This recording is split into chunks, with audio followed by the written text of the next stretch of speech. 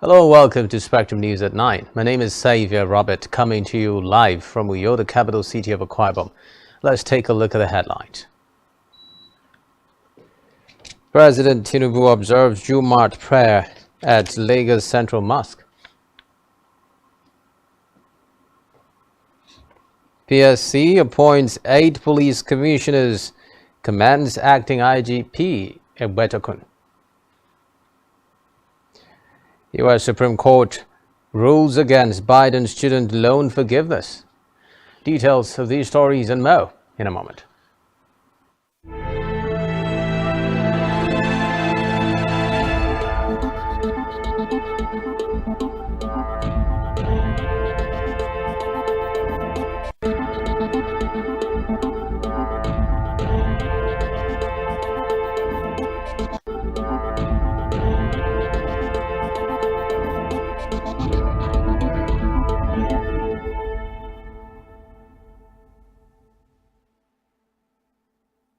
First in the news tonight is a report that President Bola Tinubu joined Muslim faithful today to observe Jumat prayer at the Lagos Central Mosque, Idumota. Recall that President Tinubu had returned to Lagos on Tuesday from his international trip to Paris, where he participated in the summit for a new global financing pact hosted by French President Emmanuel Macron. After the 2-day summit, the president proceeded to London, United Kingdom, for a short private visit. According to his spokesman, Dele Alake, in a statement last Saturday, Alake had hinted that the president would be back in Nigeria for the Eid al-Kabir festivities on June 28 and 29, 2023.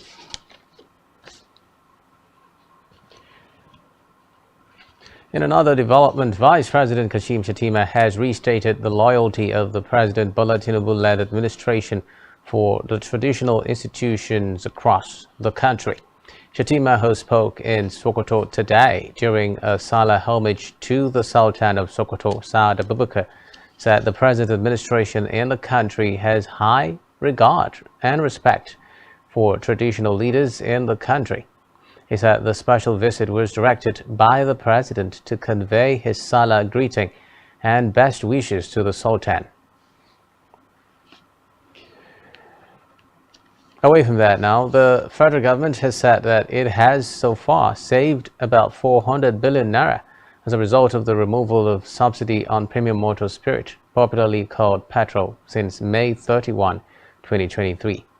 The operators in the downstream oil sector told newsmen that, going by the revelation of the Nigerian National Petroleum Company Limited, as regards the amount being spent previously on subsidy every month, the country had now saved hundreds of billions after halting the subsidy administration in May. The oil dealers also stated that there was a high possibility for the cost of petrol to rise in July, going by the recent floating of the naira against the United States dollar by the federal government. Recall that the Central Bank of Nigeria unified the country's exchange rates into the investors and exporters window on June 14, 2023. Allowing market forces to determine the exchange rate. On electoral matters now, where the Independent National Electoral Commission (INEC) says it will soon take action on the case of suspended resident electoral commissioner REC in Adamawa State Hudu Yunusa Ari. INEC National Commissioner Festus Okoye, who made this known to newsmen, said the police have concluded investigations on the matter. Okoye also said the electoral umpire has enough proof to establish a case against Yunusa Ari. Recall that Yunusa Ari had caused controversy after the supplementary election in Adamawa on April 15, 2023, when he announced Aisha Benani Dahiru of the All Progressives Congress APC as the winner of the dramatic poll, while the collation of results was ongoing. The situation prompted INEC to nullify Yunusa Ari's decision and suspended him, while the then President Muhammadu Buhari ordered a full investigation on the electoral commissioner and the security personnel that were around him when he made the declaration. Now in education, Academic Staff Union of Universities (ASU) has rejected the core curriculum minimum academic standards prepared by the National Universities Commission (NUC). The union said it was nightmarish, a threat to quality university education and an erosion of powers of the University Senate in Nigerian universities. A statement signed by the national president of ASU, Professor Emmanuel Sodeke, today explained that it was inexplicable that NUC pre-packaged 70% CCMA's contents were being imposed by the Nigerian university system, adding that university senates, who are statutorily responsible for academic program development, were left to work on only 30%. It stressed that there were growing concerns about the numerous shortcomings and gross inadequacies of the CCMAS documents. In another development, the Christian Association of Nigeria (CAN) has condemned the killing of a butcher in Sokoto, Usman Duvda, by religious extremists who allegedly accused him of blasphemy. CAN called on government to ensure the protection of all citizens' rights regardless of their religious affiliations. Meanwhile, the president of CAN, Daniel Oko, in a statement in Abuja, extended condolences to the family and friends of the deceased. He added that CAN firmly believes in the freedom of religion and the peaceful expression of beliefs, therefore denouncing any form of violence or jungle justice in the name of religion.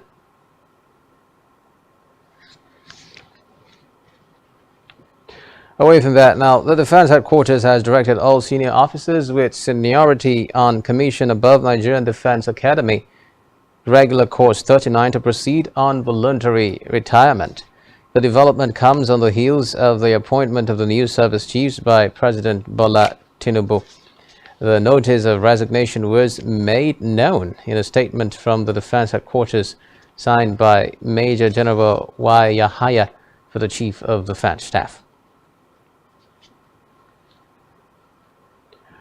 In a related development, the immediate past Chief of Defense Staff (CDS) General Lucky Eloonye Irabo, retired, has officially pulled out of the Nigerian Armed Forces in a colorful parade at Mogadishu Cantonment, Sokoro, Abuja. The pulling out parade is part of military tradition honoring retiring generals, which was well attended by the new Chief of Defense Staff Major General C.G. Musa, Chief of Army Staff Major General T.A. Labaja, Chief of Naval Staff Rear Admiral Ikechukwu Ogala, and Chief of Air Staff Air Vice Marshal Abubakar. Governor Sheriff Oborevori of Delta State, Bas Mustafa, former SGF, and past Chiefs of Defense, Army, Navy, Air Staff, including Admiral Ibrahim Ogohi, retired, General Alexander Ogomudia, General Martins Agwai, Admiral Ola Saada Ibrahim, and General Oloni Shakin, retired, and Irabo's 34 regular course mates attended the ceremony. The event, which involved a march past by the officers of the Nigerian Army, Nigerian Navy, Nigerian Air Force, was graced by members of the Poa, Noah, and families and friends of the Irabors from Delta State. Meanwhile, troops of the 4 Special Forces Doma, Nasarawa State, have arrested 12 suspected rail track vandals at Angwan Yara Kiana local government area of Nasarawa State. Acting Deputy Director, Army Public Relations of the Command, Major General Joseph Ofoloshade, made the disclosure at a press briefing today in Doma. According to Ofoloshade, on June 15, 2023, troops of the command, during a routine patrol, intercepted 5 suspected rail track vandals at an abandoned railway station between Angwan Yara and Agiaragu communities of Kiana local government area. He said that the suspects claimed that they were deceived by their sponsors who are on the run. He added that Major General Onyinka Shoyele, commander of the Special Forces, had approved that the suspects be handed over to Nigeria Security and Civil Defense Corps (NSCDC) for further investigation and prosecution.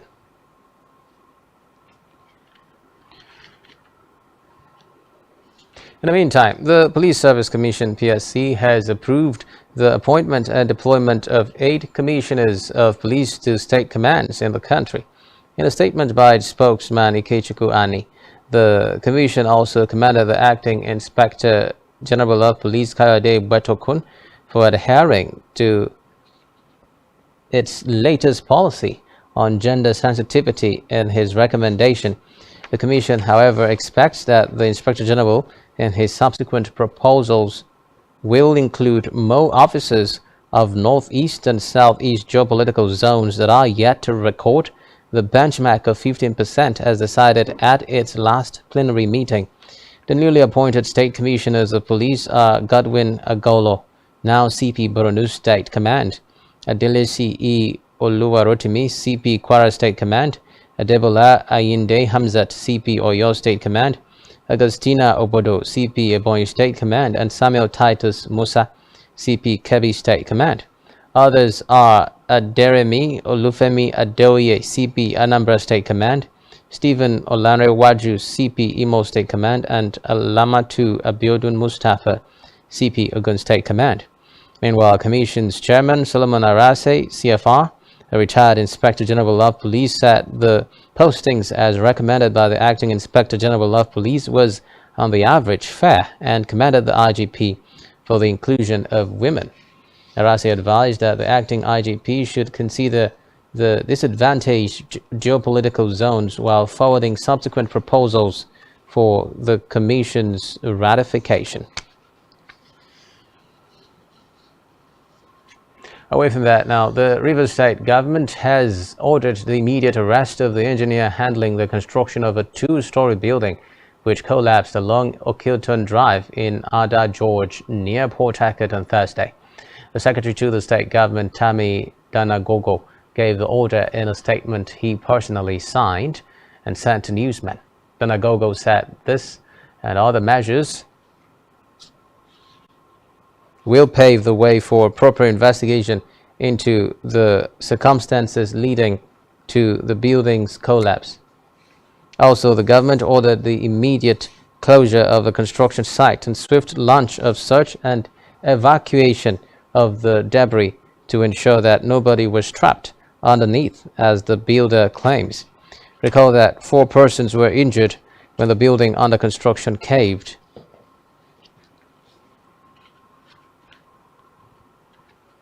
In another development, the governor of Abia State, Alex Oti, has directed the immediate suspension of all permanent secretaries in the state civil service and the head of service. The decision follows the recent inauguration of the Judicial Panel of Inquiry on the recovery of property and funds belonging to the state government.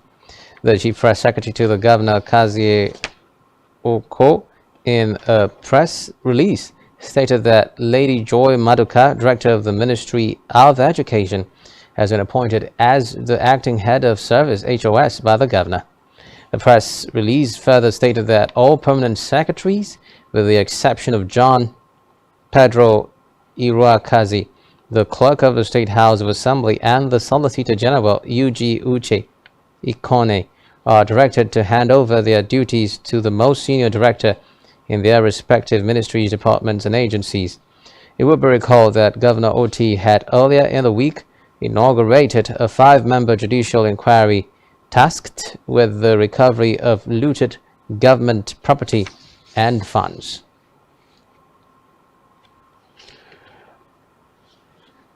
Elsewhere, Osun State Governor Demola Adeleke has disclosed that his administration will soon introduce free bus rides and adjust working days for public servants to cushion the effect of fuel subsidy removal. The governor, while speaking at People's Democratic Party's PDP stakeholders meeting at the party secretariat in Osogbo today, said the state government is working to make living easy for the populace in the state.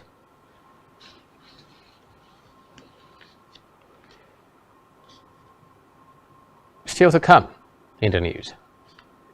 Eurozone inflation hit 17-month low at 5.5%. To stay with us.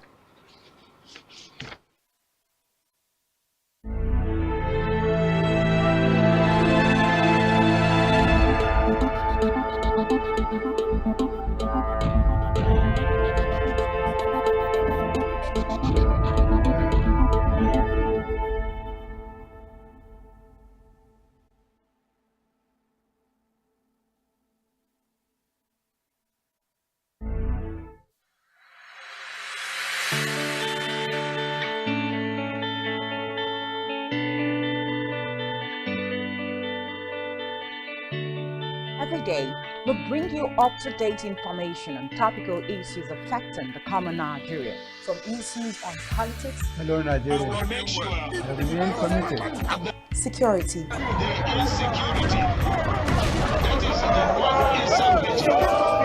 education, health, lifestyle, and so much more. Join Janice Kobum and Uyai Anyeken every weekday from 7 a.m. to 9 a.m. on Rise and Shine Daily, exclusive on Spectrum Television.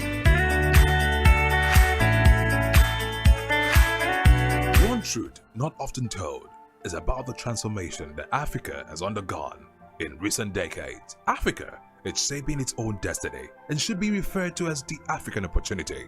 On Spotlight Africa, we paint the African picture, the African way, laced with truth, detail, and the color of the African continent. Join Uyai Anyekan every Tuesday and Thursdays at 4:30 p.m. Spotlight Africa, telling the African story. Nigerian police, which is the only one allowed by gross level. Our governors have to share police powers with the president as stipulated by the constitution. We do not have a federal government police force. We have the Nigerian police force, which shall be administered, organized, and supervised by the Nigerian police force. No, my lord, I want to say something. I want to say something here. Perhaps it might also enlarge the scope of people who should be invited here for examination. My lord, if we cannot find those who literally murdered Abiola, who are those people who could be said to be the beneficiaries of the death of Abiola? Rogers has linked you with some of the killings he did. He never did. He linked you with the attempted murder of Ibro. He did not. My lord, the matters council is leading the evidence in our matters. Is this an adversary proceeding? It's not, my lord, but we can't be talking about cases which are in court. Is this an adversary proceeding? It's not, my lord. These cases are in court, my lord. I'm just reminding your lordship. My lord, sorry, my lord. I think I'll be in cross-examination. Legally Speaking, a program that deals with legal issues and questions we face as citizens of this amazing country, Nigeria. Legally Speaking. Join us every Friday from 5 p.m. to 6 p.m. for Legally Speaking. Every society is premised on the quality of relationships forged by its inhabitants. The health of these relationships determines how well people, relationships, organizations thrive and how long they stick together. Join Uyai Anyekan on Connect every Wednesday from 6 p.m. to 6:30 p.m. and on Sunday 2:30 to 3 p.m. on channel 421 on Star Times to catch all the conversations, interviews, real stories on how to navigate relationships and family life in the 21st century. Real people, real faces, real stories. Connect live on Spectrum Television.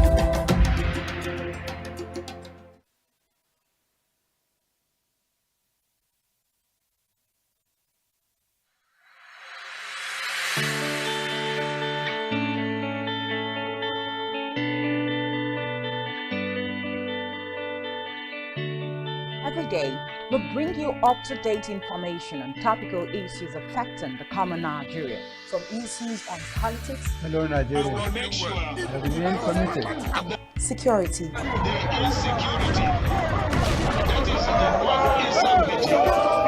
education, health, lifestyle, and so much more. Join Janice Kobum and Uyai Anyeken every weekday from 7 a.m. to 9 a.m. on Rise and Shine Daily, exclusive on Spectrum Television.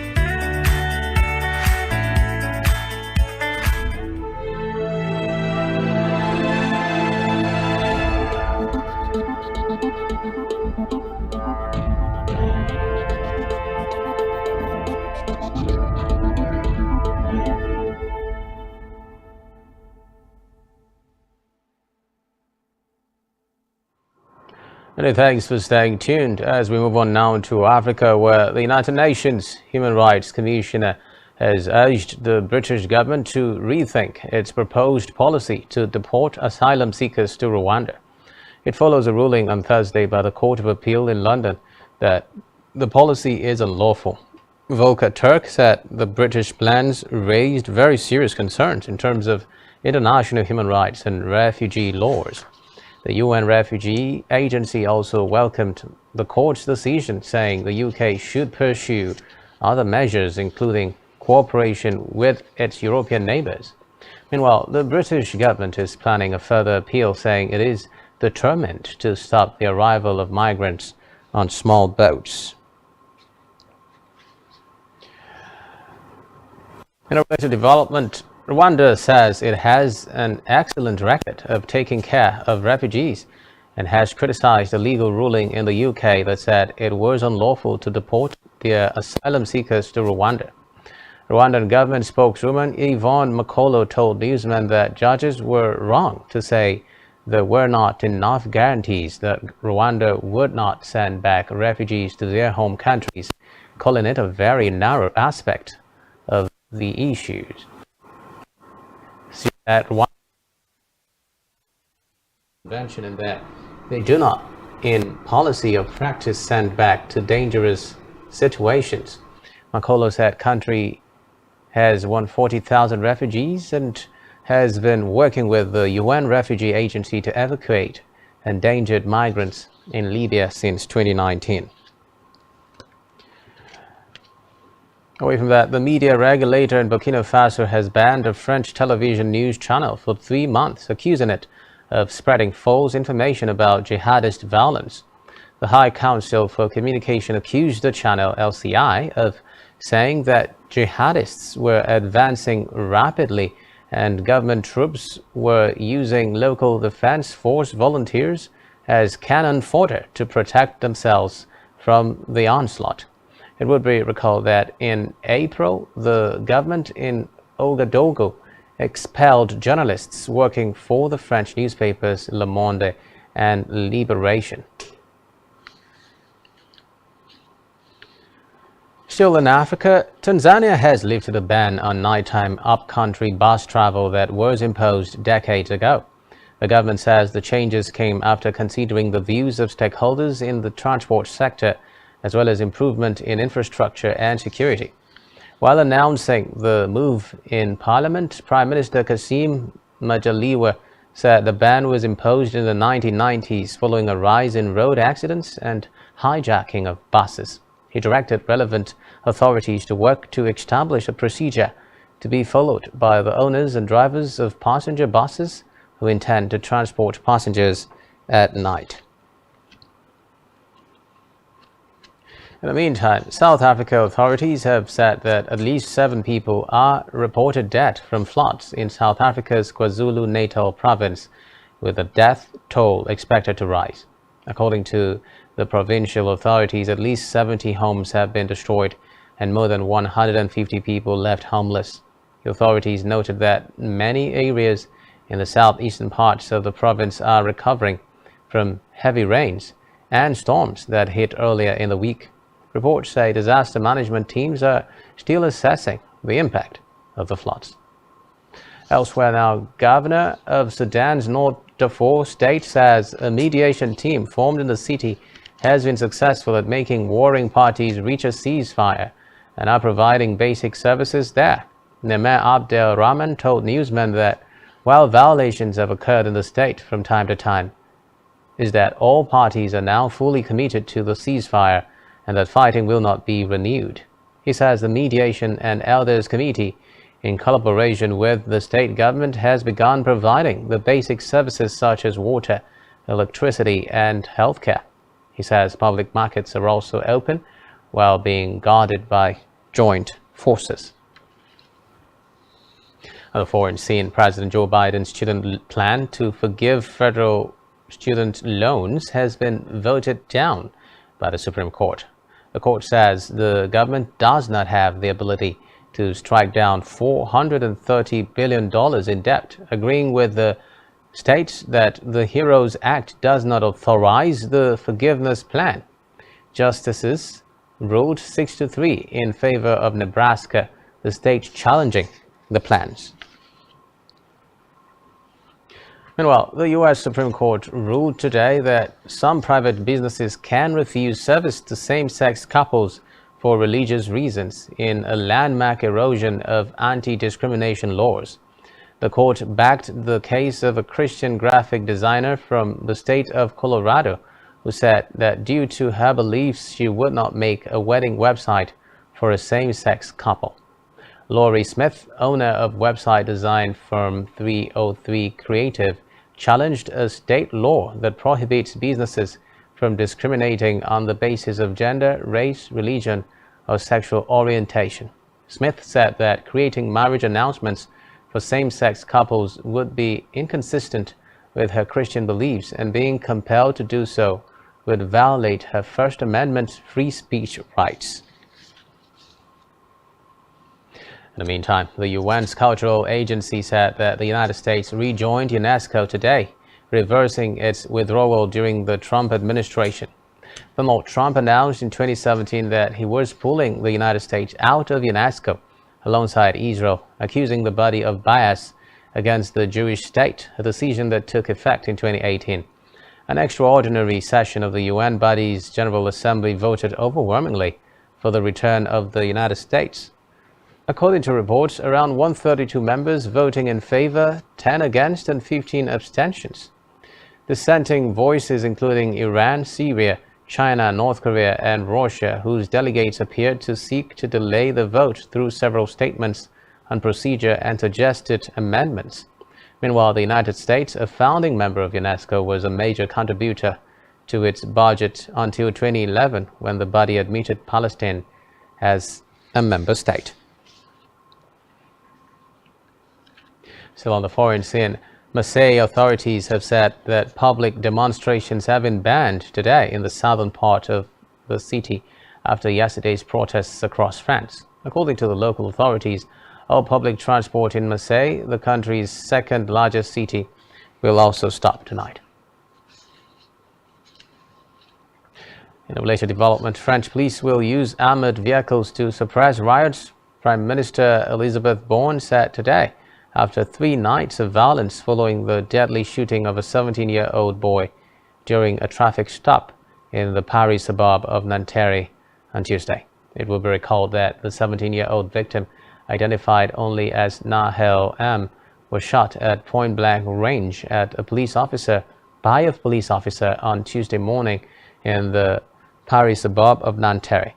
Reports say he was driving a yellow Mercedes when he was pulled over for traffic violations. Meanwhile, police initially reported that he was shot after driving his car at police. But this was contradicted by a video that rapidly went viral across social media and was later authenticated. Shows the 2 policemen standing by the stationary car. Meanwhile, French Prime Minister Elizabeth Borne said today that the government was considering all options to restore order, including declaring a state of emergency after a 3rd night of rioting over a police officer's killing of a youth. Asked by reporters if a state of emergency was a possibility, as some right-wing opposition parties have demanded, Borne replied that he would not tell that now, but that they were looking at all options, with one priority restoring order throughout the country. The Prime Minister, who was visiting a police station in Evry Cocoron, south of Paris, was to attend the crisis security meeting chaired by President Emmanuel Macron. A state of emergency would give authorities increased powers to declare localized curfews, ban demonstrations, and give police more freedom in restraining suspected rioters and searching homes. Macron cut short a trip to Brussels for an EU summit today and was said by an aide to be prepared to adopt new measures without taboos, though some ministers in the cabinet are known to be opposed to a state of emergency. In the meantime, French President Emmanuel Macron has today called on parents to keep child rioters off the streets. Macron revealed this while speaking with newsmen today after chairing a crisis security meeting, adding that around a third of the 875 people arrested overnight for rioting were young or very young. The president further said it is the responsibility of parents to keep them at home and not the state's job to act in their place. Recall that the angry protests are fueled by the killing of a teenager by police in a western Paris suburb during a traffic stop and search. Still on the foreign scene, Russian Foreign Minister Sergei Lavrov said today that Moscow would emerge from the aftermath of the Wagner mercenary group's aborted rebellion stronger than before. The uprising sparked the largest political crisis in decades in Russia and posed a potential threat to President Vladimir Putin's authority. Top EU diplomat Joseph Borrell had warned ahead of a bloc summit on Thursday that a weaker Putin would pose a greater danger. Meanwhile, Pope Francis said today there was no apparent end in sight to the war in Ukraine as his peace envoy wrapped up 3 days of talks in Moscow. The Vatican said in a subsequent statement that the Pope's envoy, Italian Cardinal Matteo Zoppi, had finished his consultations in Moscow, where he had met one of President Vladimir Putin's advisors, Yuri Ushakov, and the head of the Russian Orthodox Church, Patriarch Kirill. Kazakhstan has announced it had uncovered online efforts to recruit its citizens in the Kremlin-friendly Central Asian country to fight alongside Russian forces in Ukraine. In a related development, President Volodymyr Zelensky ordered top military commanders today to strengthen Ukraine's northern military sector following the arrival of Russian mercenary leader Yevgeny Prigozhin and his Wagner Group fighters in Belarus. It will be recalled that Russian Foreign Minister Sergei Lavrov said today that Moscow would emerge from the aftermath of the Wagner mercenary group's aborted rebellion stronger than before. In the meantime, Ukrainian Defense Intelligence Directorate has said that Russians stationed at the occupied Zaporizhzhia nuclear power plant ZNPP in southern Ukraine are gradually leaving. The directorate said 3 employees of Russia's state-run nuclear company Rosatom were among the first to leave the plant, adding that Ukrainian employees who had signed a contract with Rosatom were also advised to leave for Russian-occupied Crimea.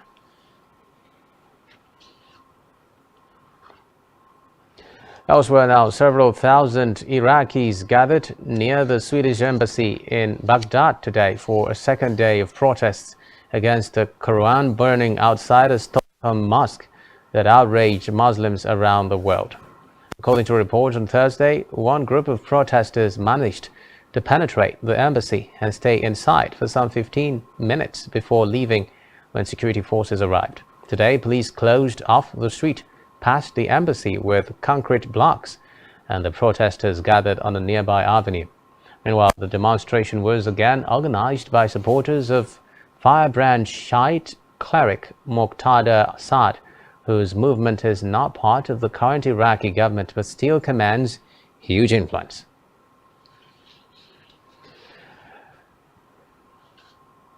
And now it's time for the latest business and stock market stories. Here is Blessing Dixon.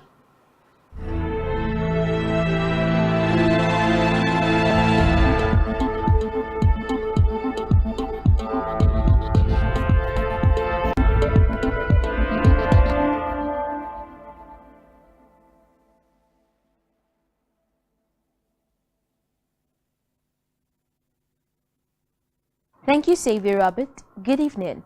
It's another business day. My name is Blessing Dixon.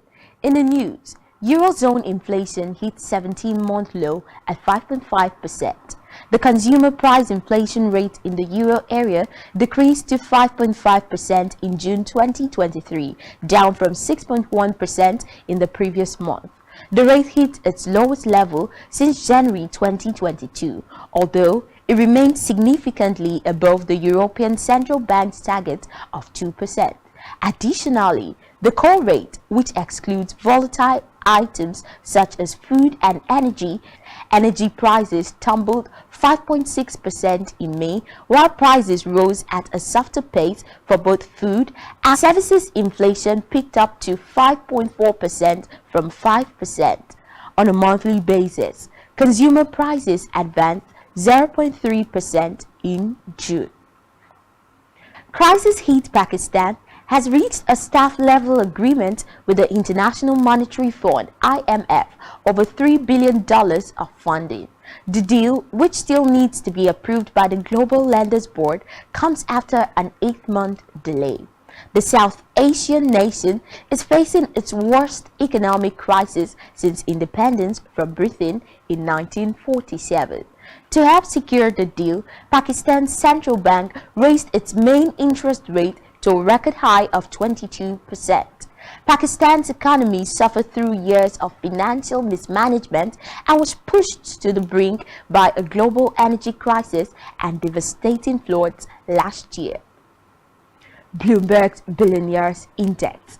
The founder of the Dangote Group, Aliko Dangote, has retained his position as Africa's richest man in the Bloomberg Billionaires Index. The Kano State-born businessman was ranked ahead of South African billionaire Johan Rupert, Nikki Oppenheimer, Nassef Sawaris, Nati Krish, and Negreb Sawaris in the continent's richest list released by the United States-based media organization today. According to Bloomberg, Dangote is worth $15.6 billion as Rupert and his family took second place on Africa's richest list with a $13.3 billion net worth and a year-to-date increase of $2.51 billion. It's time for the Nigerian stock market report. Today is the last trading day of the month and the bulls closed the trading month. The benchmark all-share index increased by 859.41 basis points to close at 60,968.27 points, representing a 1-week gain of 2.77% and a 4-week gain of 9.38%. Compared with the previous trading day of Tuesday, June 27th, before the public holiday, today's data shows 31 deals. The current market capitalization of the Nigerian Stock Exchange is at 33.2 trillion naira. In the aggregate, 125 listed equities participated in trading, ending with 57 gainers and 20 losers. PZ Cussons Nigeria led the gainers with 10% share price appreciation at a 22 naira per share. On the losing side, Farmer came out last with an end-of-day price depreciation of 10% at 1 naira 80 kobo per share. Access Holdings records the highest volume of 255 million traded shares. This is it on Business News. Back to Xavier Robert for the rest of the news. Thanks, Blessing. Still to come in the news. Coco Gauff loses semi-final in straight sets to compatriot Madison Keys. Do stay with us.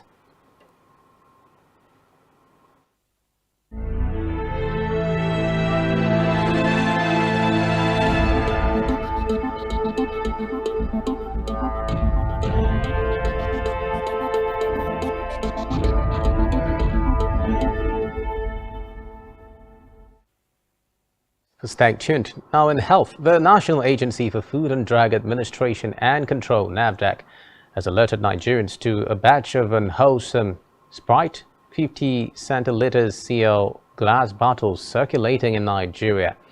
NAFDAC said the product was discovered following a consumer complaint received and investigated by the Post-Marketing Surveillance Unit of the agency. The agency said upon investigation at the point of purchase and supplier's address, over 5 crates of the implicated batch of Sprite 50 cl glass bottles were discovered to be contaminated with particles. NAFDAC implores distributors, retailers and consumers to exercise caution and vigilance to avoid the consumption, sale or distribution of the unwholesome product. Still in health now, Bill Gates, co-chair of the Bill and Melinda Gates Foundation and Microsoft co-founder, has said that people across the world, especially Nigerians, should be excited about artificial intelligence, especially in the area of health innovations and interventions. The American business mogul said there was no need for people to be wary of AI, but should be happy as it could help speed up drug discoveries in major endemic diseases. He said this in Lagos in a chat with journalists during his visit to Nigeria. According to him, AI is the most important advancement in technology that he had witnessed since the 80s and urged governments and philanthropists to create incentives for companies to share AI-generated insights into agriculture and pharmaceuticals. Let's head over now to Isaac. Isaac, for latest sports stories.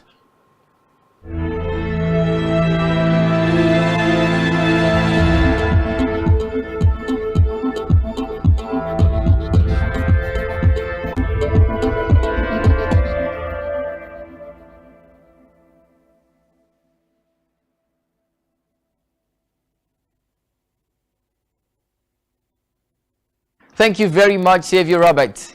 In sports, Coco Gauff lost in straight sets 6-3, 6-3 to fellow American Madison Keys in the semi-finals of the Eastbourne International. First over a top 10 player on grass since she beat Angelique Kerber to win the 2014 tournament in Eastbourne. Gauff was 19, faces world number 126, Sophia Kenin, in the first round of Wimbledon. Gauff claimed an early break in the second set, but her service game let her down as 3 consecutive double faults at 2-1 allowed Keys to back in. Keys, who has not dropped a set in the tournament, squandered 3 match points at 5-3, but held a nerve at deuce to serve out the match. 28-year-old had a painful fall in the 5th game of the second set as head coach for the team's Nigeria women's basketball team for 2 years. The federation made the announcement in a tweet today. The D-Tigers have been without a head coach since Otis Hughley resigned his role with the 5-time Afro-Basket champions in 2022. Okama, who is from River State, is a former national team player, currently an assistant coach at Stony Brook University in the U.S. Okama was a 4-year letterman at the University of Western California and also played professional basketball in the U.K. While in mixed martial arts, Dracos Duplessis fully intends on being the man to permanently dethrone Israel Adesanya. The UFC middleweight division has a ready-made feud between the reigning 2-time champion and South Africa's top star. While Duplessis has locked up a shot in the eyes of the title holder thanks to his words, Duplessis wants to speak with his actions and make himself undeniable. That process continues with the former champion Robert Whittaker at the UFC 290 next weekend in Las Vegas. Finally, in football, Morocco international Hakim Ziyech's £8 million move to Saudi Arabian side Al Nassr has collapsed. According to sources at Al Nassr, Ziyech could not agree final terms over a 3-year contract. It remains to be seen if the club will reignite their interest later in the transfer window, after club officials were left disappointed amid reports of a failed medical. Ziyech remains surplus requirements to Chelsea and could return a frustrated figure when Pochettino's squad begins preseason later next week. But that's it on sports. My name is Isaac. Over now to Simon for entertainment news.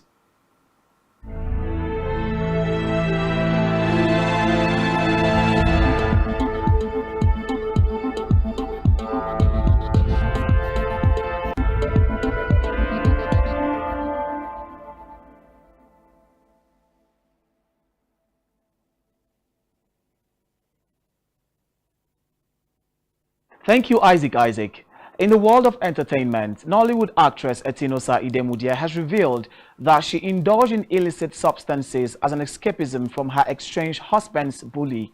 Now, she said she got married at 22 and suffered brutal domestic violence from her ex to the extent she almost lost her life. Now, she said she was terrified of her ex-husband. The Edo-born actress said she eventually left the marriage after her ceaseless praying and fasting didn't change her husband. She went on to narrate how her estranged husband once tortured her to confess if she was cheating on him. She said he tied her up and plunged her head into water in the night, threatening her to confess. And then later she was hospitalized and placed on oxygen supplementation after the torture. She went on to tell us that she later reported her ex-husband to the authorities after she got fed up of his abuses. Away from her now, popular actor and singer Idowu Adeyemi, popularly known as Yimoli, has revealed that his parents' separation almost ruined him and his sister's life. He said their parents separated when they were still young, stressing that he had to sponsor himself and his sister's education. Now, Yimoli said last year he reunited his parents together during his mom's birthday and even took them clubbing. He said they were on good terms and they are still on good terms at the moment. Again, the Actors Guild of Nigeria, AGN, has suspended Jerry Williams indefinitely over his involvement with illicit substances. The national president of the guild, Emeka Rollers, who announced this until it got out of hand. He said the guild ought to have suspended Williams before now, but decided to allow him go through minor treatments, which he has been defaulting over times.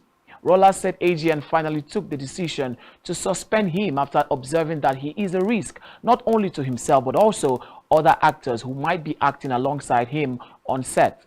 The president said Williams will remain suspended until he gets a clean bill of health from a medical practitioner or a professional that handles drug abuse. Away from that now, let's move into the international scene. The Recording Academy organizers of Grammy Awards has released the date for next year's edition. The Academy, in a tweet shared on Thursday, revealed that the nominees for the 66th Grammy will be unveiled on the 10th of November this year. It also disclosed that the 66th Grammy will hold on the 4th of February 2024. The event would air on CBS from the Crypto.com arena in Los Angeles. Now remember that the Recording Academy had introduced 3 new categories show. The new categories will receive nominations beginning with next year's show. The Best African Music Performance category is open to both contemporary and traditional music from the African continent, including Afrobeat, Afropop, Amapiano, Highlife, Fuji, etc. British model Naomi Campbell has announced the arrival of her second child. The 53-year-old shared the good news via her Instagram page on Thursday, where she said that the child is a true gift from God. Now, she revealed the gender of the child by writing, "Welcome, baby boy."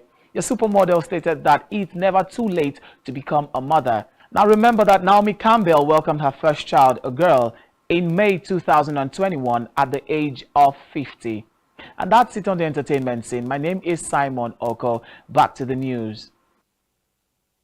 That's all we have for you at this time. Do ensure to follow us on social media and subscribe to our YouTube channel, all of which you can find on our website, spectrumtv.ng. My name is Xavier Roberts, reaching you live from Uyo, the capital city of Akwa Ibom.